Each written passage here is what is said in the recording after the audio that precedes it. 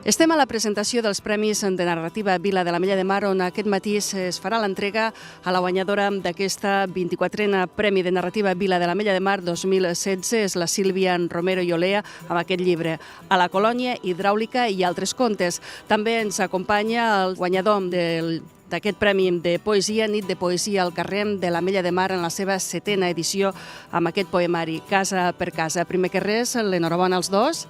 I Sílvia, A la colònia hidràulica i altres contes. L'hem fullejat i trobem cites que fan referència a l'amor, d'autors coneguts.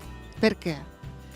Perquè l'amor seria una mica el fil conductor de tots aquests 13 contes, tot i que no parlo de la mort pròpiament, és a dir, no parlo des d'un plantejament teòric, teològic, filosòfic, sinó que senzillament cadascun dels contes té una de mort. Aleshores, aquest és el fil conductor i he aprofitat aquestes citacions per encapçalar cadascun dels contes.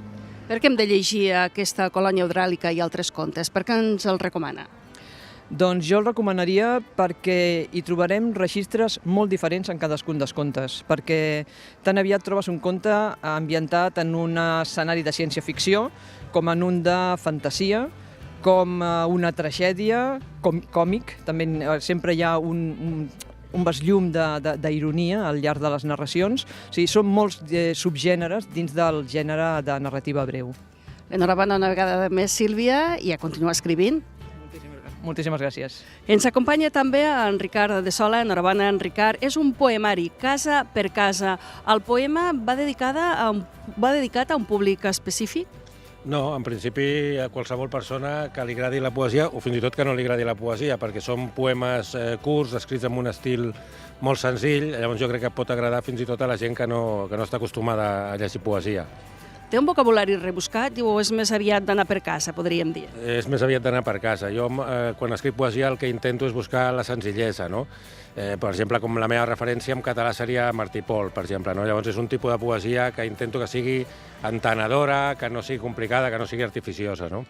Casa per casa, què trobem? On ens situem? Què vol que trobéssim en aquest poemari, en aquest llibre?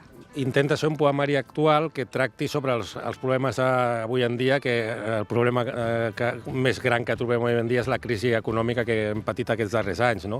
Llavors el poemari és un poemari de poesia urbana en el qual intento reflectir doncs, això, no? El patiment de la crisi, i això està fet en poemes que estan dedicats a un edifici de veïns. Cada poema correspon amb una vivenda concreta, no?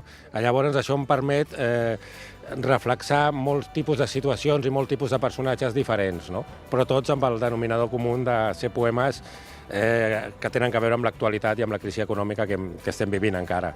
Doncs l'enhorabona, a continuar treballant per la cultura catalana, i ja podeu adquirir aquests dos llibres, Premi de Narrativa Vila de l'Ametlla de Mar amb Sílvia Romero i Olea, A la colònia hidràulica i altres contes, i també aquest Casa per casa de Ricard de Sola. L'enhorabona.